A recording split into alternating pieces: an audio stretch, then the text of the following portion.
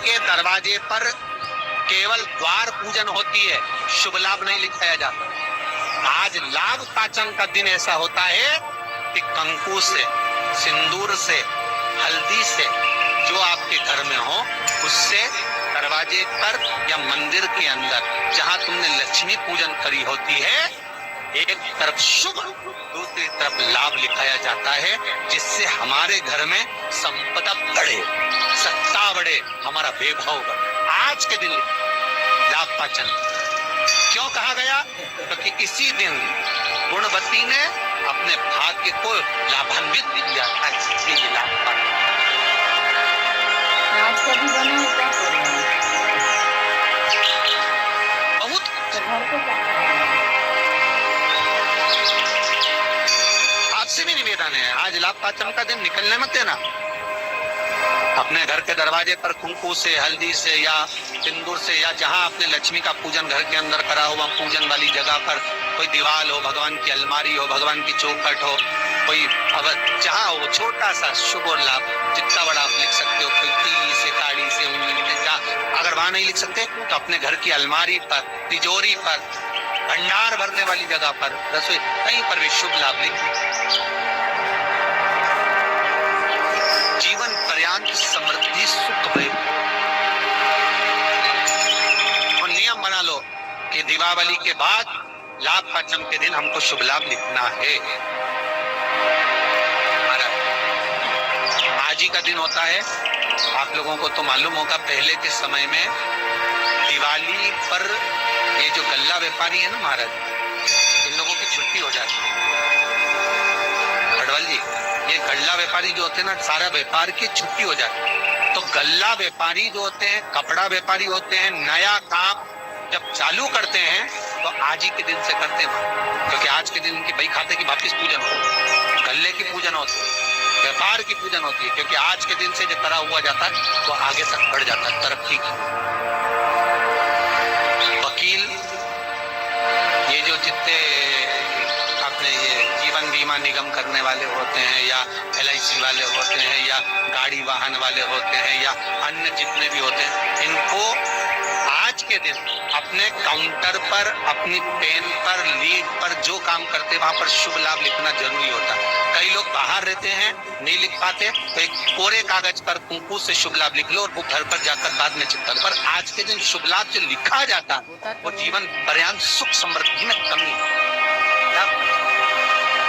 आनंद देने वाली। बहुत ध्यान से सुनना। जैसे आपको कहा था, दीपावली के दिन रात्रि को 11:30 से 12 के बीच में दिया लगाया जाता है, कर्जे से मुक्ति के, लक्ष्मी की वृद्धि। अब अमावस्या तो चली गई, दिवाली चली गई, पर अभी भी बाकी है गोपाष्टमी, और आंवला नवमी, फिर एकादशी, द्वादशी, प्रदोष, फिर उसके बाद में हरिहर मिलन, वैकुंठ चतुर्दशी, फिर पूर्ण। ज्यादा कुछ नहीं कर पाओ तो प्रयास करो कि इन तिथियों पे कम से कम एक दीप ऐसा जलाया जाए जिससे हमें समृद्धि, लक्ष्मी, वैभव प्राप्त हो। घर में भी जो दिए रखे जाते हैं, आपको पहले भी कथा में कहा, विष्णु पुराण मंगरूपी, कि घर में जो दिया होता है वो दीपक भी कोई साधारण नहीं होता, उस दीपक की भी महत्वता है, उस दीपक का भी वर्णन है महाराज। और कई तरह के दीपक होते हैं, दीपक का भी विधान वर्णन किया गया, उस दिए का भी वर्णन किया गया। यहाँ तक शास्त्र कहता है कि घर में अगर किसी को बहुत तेज बुखार आ गया है, बहुत तेज बुखार, और बच्चा उस बुखार में तप रहा है, बहुत तप रहा महाराज, तुम जिस दिए में भगवान की आरती उतारते हो, जिस दिए से तुम भगवान की पूजन करते हो, उस दिए की बत्ती को नीचे डाल दीजिए और उस दिए को पानी की बाल्टी में धो दीजिए। कौन सी बाल्टी में? जिस बाल्टी के पानी से आप बच्चे को स्नान करा सकते। केवल भगवान पर से ले जाकर, पास में से ले जाकर उस बाल्टी में थोड़ी देर डाल दो और उस बाल्टी के पानी से उस बच्चे को स्नान करा दीजिए। 15 से 20 मिनट, आधा घंटा लगेगा, बच्चे का बुखार पूरा उतर जाए। इतना विधान है दीप का। दिया कोई साधारण नहीं, दीप कोई साधारण नहीं। की आदत रहती है, जो दिया भगवान के सामने जलाया गया है उसी दिए को ले जाकर लोग तुलसी में रख देते हैं, भगवान को घुमा। गलत है।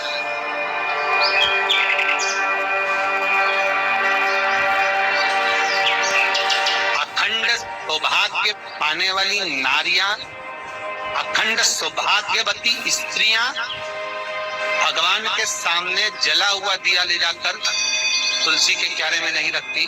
तुलसी के क्यारे के पास शालिग्राम जी का नाम लेकर, ठाकुर जी का नाम लेकर अपनी कामना कर दीप प्रज्वलन करें और उस दिए को तुलसी के क्यारे में रखें तो नारी का अखंड सौभाग्य होता है।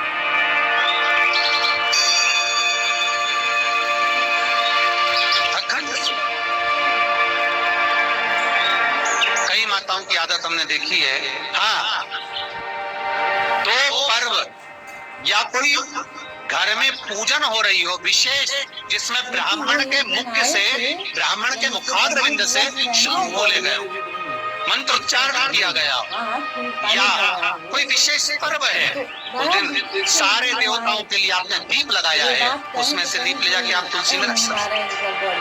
ब्राह्मणों ने पूजन कराया, उस दिन आप दीप ले जाकर, पर रोज प्रतिदिन मंदिर का दिया उठाकर आप वही दिया भगवान को लगा दिया, वही दिया तुलसी जी में रख दिया, वो श्रेष्ठता। श्रेष्ठता का भाव नहीं व्यक्त करे। आपको दीप बदलना, इतना विधान है दीप का। दिया कोई साधारण नहीं होता, दीप कोई साधारण नहीं होता।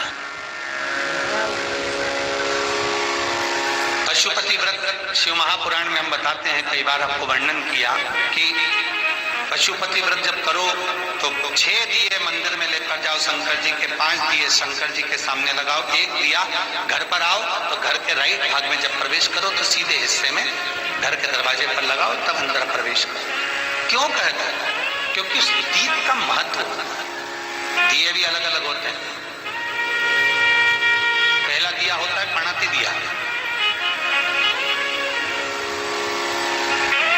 मैं चैनल वालों से कहूंगा, अगर आपके पास में, अगर, क्योंकि हमने पहले भी कथा में कहा कि जिस जिस जगह का स्मरण कराए उस जगह का फोटो भी आप दिखाएंगे तो उसका आनंद कथा सुनने वालों को, ऑनलाइन वालों को मिलेगा। पहला होता है पणति दिया। ये पणति दिया मट्टी का दीप, जिस दीप के अग्रभाग को थोड़ा सा बड़ा कर दिया जाता है, उसको पणति दिया कहते हैं। ये पणति दिया जब भी भगवान के सामने लगाया जाता है तो इस दिए को सम्मुख में जब रखा जाता है तो दिए का जो लौकी मुख होता है वो अपनी ओर होना चाहिए। पणति दिए की जो लो है, बाती है, उसका मुख अपनी ओर होना चाहिए। विष्णु पुराण कहती है अगर इस दिए की बाती भगवान की ओर रहती है तो हमें तपन की अनुभूति होती है, पर इस दिए की बाती जब हमारी ओर होती है तो हमारे शरीर में कोई बड़ी बीमारी आने वाली होती है तो वो कट जाती है। विष्णु पुराण में दूसरा दीप कहा गया है निरंजन। विष्णु पुराण में दूसरे दीप का वर्णन निरंजन।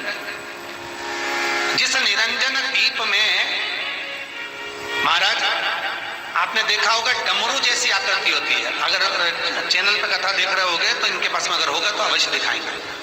निरंजन, इस निरंजन दीप में डमरू की आकृति होती है, रखने का भाग और ऊपर का भाग इस तरह से, और ऊपर उसमें दिए लगाने के लिए बाती का स्थान रहता है। किसी किसी में 5 कंगूरे होते हैं, किसी किसी में 6 कंगूरे होते हैं। इसको निरंजन दीप कहते हैं। महाराज विष्णु पुराण के 5वें अंश में लिखा गया निरंजन दीप भगवान के सम्मुख में राइट भाग में लगाया जाता है। भगवान का जो स्थान होता है, भगवान का जो मंदिर होता है, भगवान का राइट, आपका होगा लेफ्ट।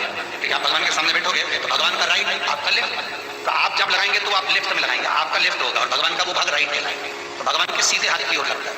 माना निरंजन, निरंजन दीप कभी भी तेल का नहीं लगता। माना निरंजन दीप कभी भी तेल का नहीं लगेगा। हाँ, ये हो सकता है कि बट्टी निरंजन जो दीप होता है उसमें तेल डाल सकते हैं। बट्टी निरंजन दीप जो होता है उसमें कंगूरे नहीं होते। बट्टी निरंजन दीप केवल गोल होगा, ऊपर से डमरू जैसी आकृति होगी, डमरू जैसा होता है, ऊपर से उसमें कहीं कंगूरे नहीं होते। महाराज अगर आप चिन्ह कर दिख रहा हूँ, तो भट्टी निरंजन दीप का भी वर्णन आपको दिखाया जा रहा होगा। भट्टी निरंजन जो दीप होता है वो केवल डमरू की आकृति में होता है, उसमें कोई कंगूरे नहीं होते, पर निरंजन जो दीप होता है उसमें कंगूरे होते हैं। तो जो निरंजन दीप होता है उसमें कभी तेल नहीं डाला जाता, निरंजन दीप को हमेशा घृत से ही लगाया जाता है। पर भट्टी निरंजन जो दीप होता है उसमें आप तेल डाल सकते हैं, भट्टी निरंजन दीप जो लगाएंगे वो तेल का लगा सकते हैं, पर निरंजन में कभी तेल नहीं डाला जाता। क्यों नहीं डालते? विष्णु पुराण कहती है निरंजन दीप के अंदर अगर तेल की पाती लगाकर लगाया जाता है तो 1 रुपया कमाते हैं, 1.25 रुपये खर्च होगा। घर में 10 लोग भी कमा कर लाएंगे तो पैसा नहीं दिखेगा, घर में रुपया टिकता नहीं। अर्थात निरंजन दीप में आप तेल की पाती लगा रहे हो, ये सिद्ध हो चुका है। अब अगर आप यही बात किसी जगह पर पूछोगे, किसी आचार्य से पूछोगे हमारे यहाँ ऐसा हो रहा है, तो